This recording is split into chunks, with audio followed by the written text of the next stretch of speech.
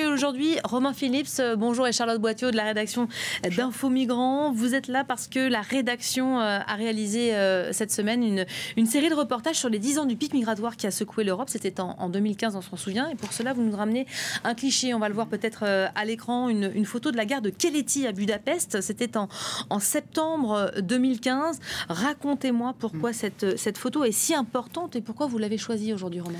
Alors, comme vous l'avez dit, la photo elle a été prise le 1er septembre 2015. Elle représente donc la gare de Keleti, l'une des plus grandes de Budapest, qui a été en fait transformée en un camp de migrants du jour au lendemain. C'est arrivé lorsque les autorités hongroises, en fait, vu que les trains étaient pris d'assaut par des milliers d'exilés qui voulaient rejoindre les pays d'Europe de l'Ouest, et du coup ils ont décidé de fermer cette gare. Et comme vous pouvez le voir sur l'image, donc que ce soit sur le parvis ou alors dans les souterrains, en fait, il y a du monde partout. Il y a des hommes, des femmes, des enfants, et tous dormaient à même le sol en plein centre-ville de la capitale. Et pour raconter cette époque, vous êtes allé aussi à Lesbos, Lampedusa, Idomeni, Munich. Ce sont des mots évidemment qui nous évoquent beaucoup de choses. Pourquoi ces villes précisément, Charlotte? Vous l'avez dit, ce sont des lieux emblématiques de cette période d'afflux migratoire. On va peut-être voir la carte s'afficher à l'écran. Ce sont vraiment des endroits qui sont disséminés un peu partout en Europe.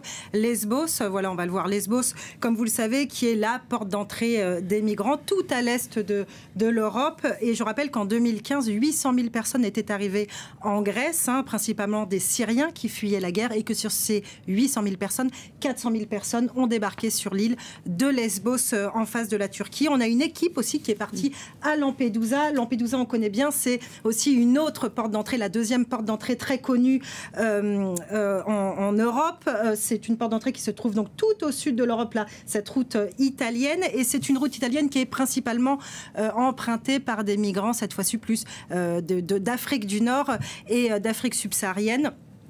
Une équipe aussi a fait le choix, qui est une autre évidence, d'aller à la gare de Munich. Romain parlait de la gare de Keleti. La gare de Munich est aussi un lieu très important en 2015, puisque c'est un peu un carrefour migratoire, j'ai envie de dire, comme toute l'Allemagne. L'Allemagne est le lieu emblématique de 2015, c'est le pays d'accueil des migrants.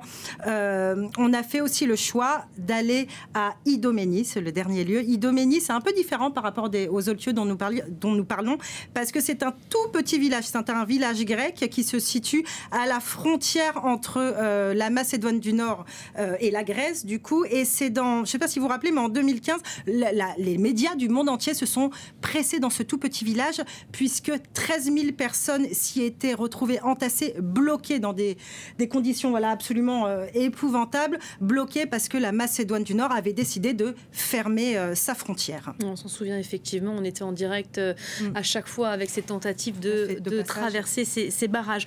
On a l'habitude de vous recevoir sur ce plateau pour nous parler de reportages liés à l'actualité migratoire ou qui donnent la parole aux exilés.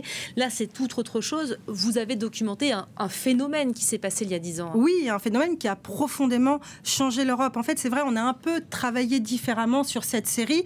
On est allé quand même à la rencontre d'exilés, d'ONG, mais on a surtout voulu donner la parole à la société civile, en fait, à tous ces hommes, toutes ces femmes qui ont été en première ligne face à cet afflux inédit de migrants. On a voulu donner la parole à des monsieur et madame tout le monde, en fait, des agriculteurs, des pêcheurs, des commerçants.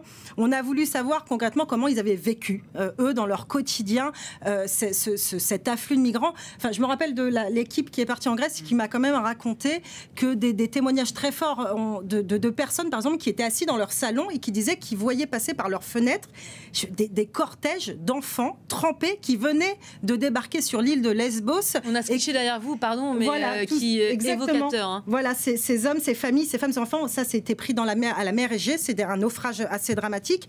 Et voilà, et donc on a des témoignages très forts donc de cet homme qui nous a dit, moi j'étais assis dans mon salon et je voyais passer des hordes d'enfants devant ma fenêtre, ils étaient trempés, ils venaient de débarquer. Et je voudrais qu'on écoute le témoignage aussi d'un autre habitant, Nikos, qui lui aussi est à Lesbos et qui, vous allez voir, avec une très forte émotion, se rappelle de ses arrivées complètement chaotiques sur son île.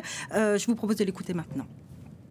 Πιο δυσάρεστες στα ναυάγια, άνθρωποι που έχασαν τη ζωή τους, η φωνή του ψαρά από τη Σικαμιά που σε ένα ναυάγιο φώναζε να σώσουμε τα παιδάκια. Αυτό ήταν πάρα πολύ συγκινητικό. Alors, ce genre de témoignage très fort, on en a entendu durant tous nos reportages. La population européenne, elle a été vraiment très marquée par cette période. En même temps, il faut s'imaginer un peu la situation à l'époque. Du jour au lendemain, les gens ils se sont retrouvés face à des dizaines de milliers de personnes qui fuyaient leur pays, qui fuyaient la guerre. C'était des personnes qui étaient dans une situation désespérée, qui étaient épuisées, affamées aussi par des semaines entières passées sur la route. À Budapest, moi par exemple, les bénévoles de 2015 que j'ai rencontrés, ils sont toujours extrêmement marqués par l'exode de cette année-là. On a rencontré Susanna, par exemple. C'est une professeure qui a aidé en 2015. Et 10 ans après, c'est toujours presque en fait avec les larmes aux yeux qu'elle raconte ce qu'elle a vécu à ce moment-là. Elle parle d'une situation chaotique, d'un moment impossible à oublier. Elle nous a raconté aussi n'avoir jamais vu autant de détresse, qu'être presque traumatisée en fait par ce qu'elle avait vu là-bas en 2015. Elle disait qu'elle était marquée à vie aussi par les rencontres qu'elle avait faites. J'ai rencontré aussi une travailleuse sociale qui m'a dit même avoir eu honte d'être hongroise à ce moment-là. Durant l'interview, en fait, elle n'arrêtait pas de se demander mais comment est-ce qu'on a pu laisser ça arriver, comment on a pu laisser ces gens comme ça, quoi. Est-ce que 2015, c'est aussi ça? On s'en souvient très bien, c'est synonyme de cet exceptionnel élan de solidarité. Oui, vous avez entendu Nikos, du coup, l'habitant de Lesbos, il y a quelques instants. C'est loin d'être un cas isolé. Face à ce flux massif de migrants, partout en Europe, en fait, des milliers de personnes se sont mobilisées pour apporter leur aide. Il y a aussi les commerces qui ont partagé leurs stocks ou leurs locaux, les restaurants, leur cuisine. Il y a même des bénévoles, en fait, qui venaient des pays voisins pour apporter leur aide dans les lieux touchés par le pic migratoire. Ouais, et Romain parlait beaucoup donc de cette aide et du traumatisme de certains bénévoles comme Susanna. C'est un peu ce qu'on a ressenti aussi l'équipe qui est partie à Lampedusa et moi-même à Idomeni en Grèce. En fait, ce qui est vraiment marquant, c'est le traumatisme. 10 ans après, il faut bien comprendre qu'à Idomeni, on est dans un village loin de tout. La première ville est à 1 heure de route et on est dans un village qui, à l'hiver 2015, va voir affluer donc plus de 10 000 personnes avec des femmes, des enfants, des bébés qui dormaient à même la terre. Il n'y avait pas de tente pour tout le monde. On parle de bébés qui dormaient dans la boue où rien n'était organisé. En fait, où même les forces locales d'Idomeni, de Grèce, étaient complètement dépassées par la situation. Je me rappelle d'un témoignage très fort d'une policière d'Idomeni qui n'a pas voulu parler à visage découvert, mais qui m'a dit, mais est-ce que vous imaginez, je la cite, moi je n'étais pas préparée à ça, je n'étais pas préparée à m'opposer à des enfants de 10 ans, je n'ai jamais été entraînée pour ça. Vous ne pouvez pas savoir ce que c'était, vous n'étiez pas là. Les migrants arrivaient de partout en Grèce et ils atterrissaient ici, dans ce petit village. J'étais avec mon casque, avec mon bouclier, face à des mères de famille. Et puis après, je devais rentrer chez moi. Et en fait, je ne dormais pas. Je faisais des cauchemars. C'est exactement ce genre de témoignage qu'on a retrouvé dans tous les épisodes de la série. À Lampedusa, l'équipe qui était à Lampedusa a rencontré des personnes qui ne dorment plus depuis cette époque-là, notamment un ancien médecin qui, lui, ne s'est jamais remis, en fait, de devoir récupérer, c'est assez terrible, les corps d'enfants noyés en mer Méditerranée, devoir les sortir de l'eau pour pouvoir les autopsier. Il s'appelle Pietro. Je vous propose de l'écouter. Son témoignage est très fort. Attention, c'est très fort. Che dovevo cominciare a fare le ispezioni cadaveriche, ho pregato il Signore, almeno nel primo sacco non mi fare trovare un bambino. E invece era un bambino piccolo, che non posso dimenticare mai più, che aveva un pantaloncino rosso, sembrava vivo, ed è il mio incubo, sai? Tutte le notti viene, perché mi rimproveri che non l'ho salvato. Voilà, je vous rappelle à la lumière de ce témoignage qu'en 2015, il y a eu plus de 3700 morts noyés en mer Méditerranée, qu'à cette époque, c'était du jamais vu. Voilà, des témoignages qui restent encore très forts, on vient de l'entendre. Est-ce que cette émotion a eu un impact, une influence quelconque sur les politiques mises en place en Europe?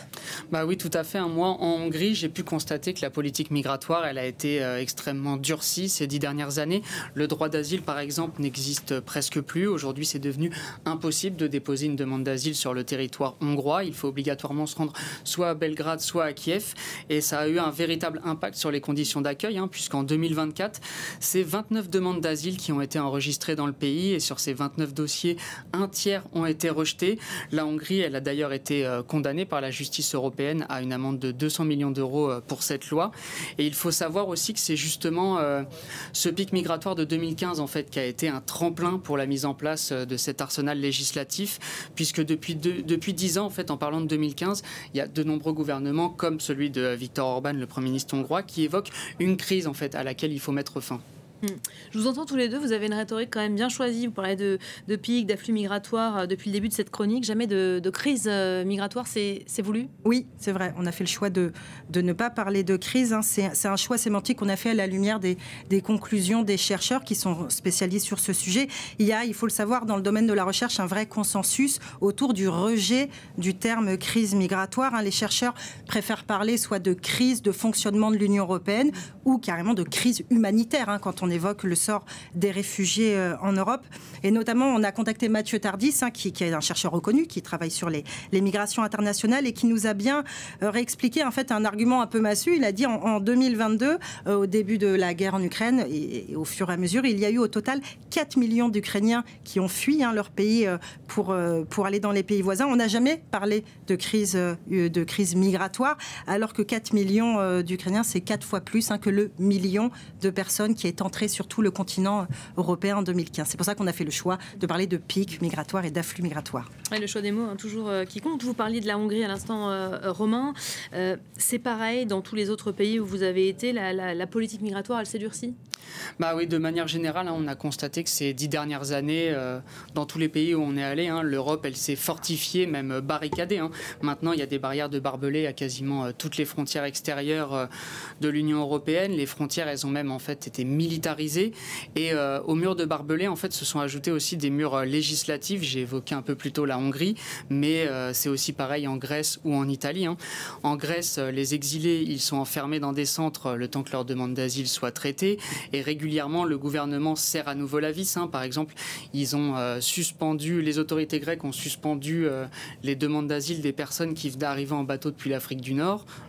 La Grèce, elle a aussi été condamnée par la Cour européenne des droits de l'homme pour des refoulements illégaux. Et en Italie aussi, la situation depuis 2015, elle a bien changé. Alors, elle est certes mieux organisée, mais la migration, elle a été invisibilisée. C'est ce qu'a constaté notre équipe sur place. Les exilés, ils sont envoyés dans le hotspot de l'île dès leur arrivée au port de Lampedusa et ils sont transférés sur le continent très rapidement.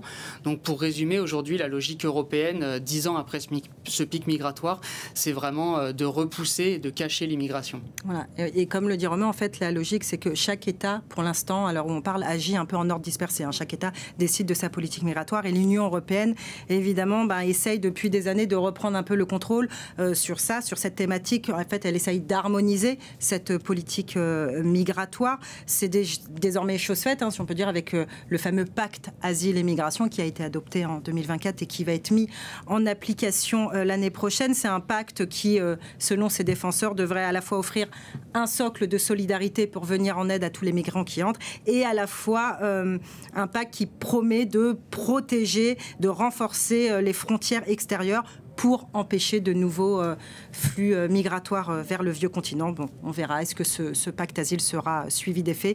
Est-ce qu'il fonctionnera? Ça, l'avenir nous le dira. Merci beaucoup Charlotte et Romain, merci pour ce passage derrière l'image. J'ajoute